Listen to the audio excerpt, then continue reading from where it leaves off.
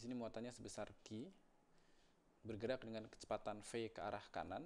Nah, kemudian dia sedang berada di sebuah medan yang arahnya masuk ya. Ini tanda bahwa medannya masuk. Medan masuk ke bidang gambar. Oke. Akibatnya adalah ketika dia bergerak di medan magnet dengan arah kecepatan ke kanan seperti ini, maka partikel ini akan mendapatkan gaya yang arahnya ke atas. Ya, saya gambarkan dengan tinta warna merah ini. Ini adalah gaya yang diterima oleh partikel tersebut. Nah, pada saat dia mendapat gaya ke arah atas, maka gerakan partikelnya ini yang awalnya lurus, dia akan dibelokkan, ya. Dia akan dibelokkan seperti ini, kira-kira. Setelah dia sampai di sini, arah kecepatannya kan berarti seperti ini kan. Ini arah V-nya nih. Arah kecepatan V yang tadi warna putih sekarang berubah arah jadi warna biru, tapi besarnya masih sama ya. Ini besarnya masih sama, sehingga arah gaya magnetnya dia tegak lurus lagi dengan kecepatannya mengarah ke sana. Ini arah gaya magnetnya. Kemudian akibat ditarik dengan gaya yang sama secara terus-menerus, dia akan terus belok ya. Jadi lintasannya akan terus belok seperti ini. Nah, ketika sampai di sini, kecepatannya sudah mengarah seperti ini, gaya magnetnya dia tegak lurus lagi dengan arah kecepatan. Nah, seperti ini.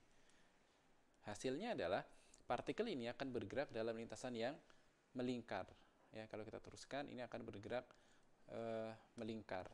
Ya, jadi lintasannya ini berbentuk lingkaran. Nah, sehingga dapat disimpulkan bahwa ketika gaya magnetnya ini, medan magnetnya tegak lurus dengan arah kecepatannya, maka dia akan membentuk lintasan melingkar. Atau saya balik, syarat agar dia bisa membentuk lintasan melingkar ada beberapa hal. Yang pertama adalah V-nya harus tegak lurus dengan arah B-nya, ya. Kemudian yang kedua tentu V dan B ini harus bernilai konstan, ya. Artinya tidak ada hal yang mempengaruhi besar dari kedua besaran tersebut. Kalau besaran itu berubah, maka lintasannya tentu tidak bisa melingkar lagi, ya. Kemudian karena dia bergerak melingkar, kita akan tinjau dengan hukum Newton. Ini misalkan dia punya massa m ya, si partikelnya ini. Maka F-nya ini akan berlaku sebagai gaya sentripetal karena dia bergerak melingkar ya, sehingga berdasarkan hukum Newton, tepatnya hukum kedua Newton ya, maka yang kita peroleh resultan gaya pada partikel ini kan sama dengan M kalikan V kuadrat per R ya, karena dia merupakan resultan dari gaya sentripetal. Nah, sigma F-nya siapa? Sigma F-nya ini adalah gaya magnetnya ya, sehingga besarnya adalah Q kalikan V kalikan B, karena dia udah tegak lurus nih. Kemudian MV kuadrat, kita tulis ulang, MV kuadrat per R.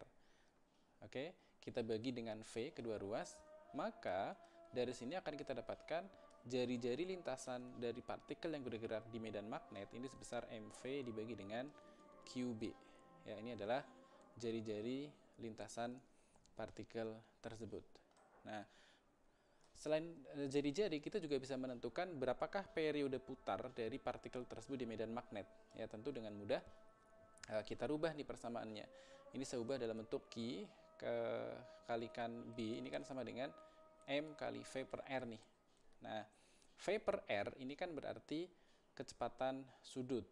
Ya, V per R ini kecepatan sudutnya, sehingga saya dapatkan QB sama dengan M kalikan omega, atau boleh saya tuliskan menjadi omeganya ini sama dengan QB per M ya.